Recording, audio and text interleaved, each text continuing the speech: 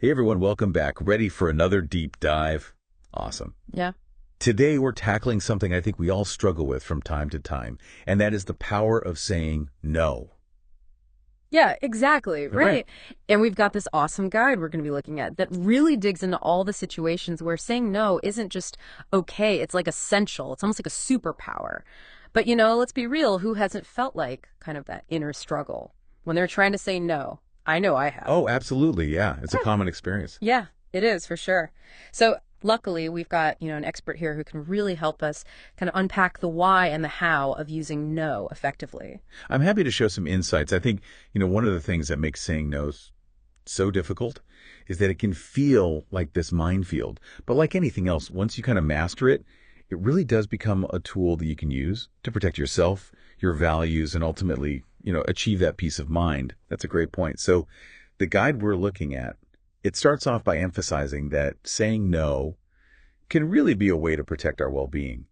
And, one of the examples I used that I thought was really interesting is refusing overtime to avoid burnout. Yeah, that's a big one, Yeah. especially these days. Oh, yeah. I mean, I think a lot of us can probably relate to that feeling of just being completely burned out.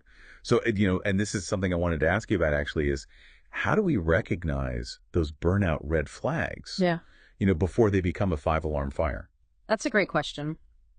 I think one of the most important things is to really pay attention to those subtle signals your mind and body are sending you. It goes beyond just feeling tired, right? Right. So, think about, are you consistently dreading certain tasks? Or are you more irritable or cynical than usual? Yeah. Or do you find yourself making careless mistakes? Those could all be signs that your system is overloaded and you're headed towards burnout. Yeah, that makes a lot of sense. It's like we have to really tune in to those like early warning signs. Yeah, absolutely. The guide also talks about, saying no to social events that might trigger anxiety. And I know sometimes it can feel like, oh, I should go to this thing, even if deep down it's going to be kind of draining. Right. And that's where understanding your personal triggers really comes in. Maybe large crowds overwhelm you or certain social settings make you anxious. It's perfectly okay to politely decline those invitations to events that don't serve your emotional well-being.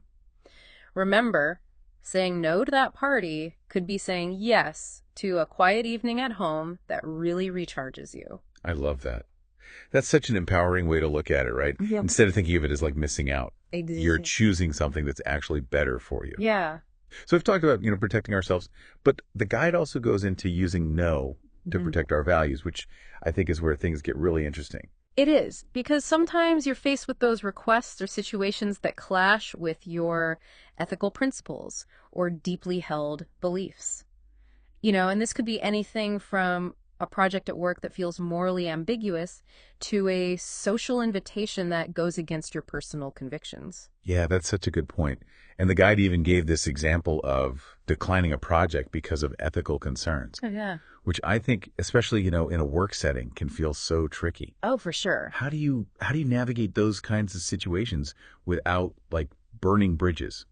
I think it's all about clear, respectful communication. Okay. And you know what? The guide actually offers some helpful phrases you can use, like, I appreciate you thinking of me, but this isn't something I can take on right now. It's direct, but it avoids getting into this long explanation, which might be uncomfortable for everyone involved. That's really helpful. I'm definitely adding that phrase to my like mental toolbox. Yeah, It's about setting boundaries. Yeah. exactly. It's about aligning your actions with your values. Not just for our well-being, but also, for our principles. Okay. Yeah. So let's talk capacity for a second. Okay. I think we've all been there, where you're just feeling totally overloaded. Yeah. The guide talks about saying no when we're exceeding our limits. But isn't there a risk, like especially in a professional setting, that if you say no too often, you'll be seen as uncooperative? Yeah, there's definitely a balance to strike, for sure. But I think it's important to remember that saying no to protect your bandwidth ultimately allows you to be more effective in the commitments you do take on.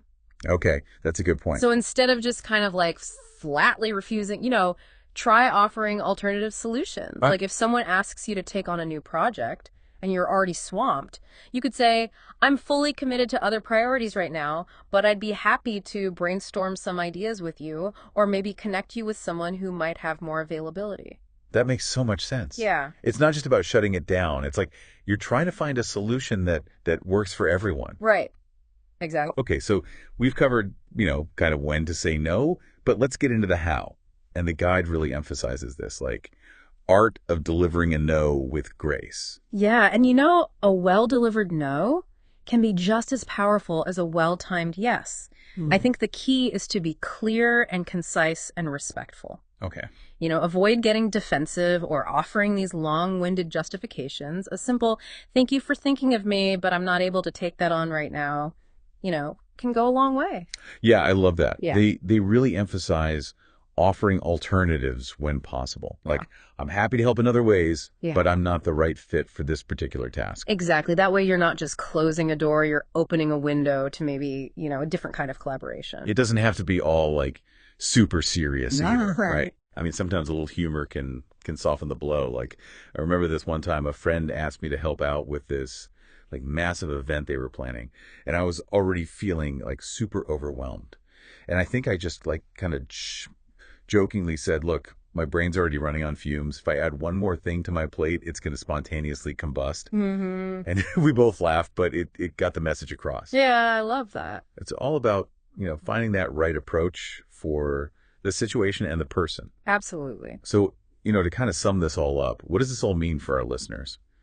I think the power of no is really about reclaiming control of our time, our energy, our choices.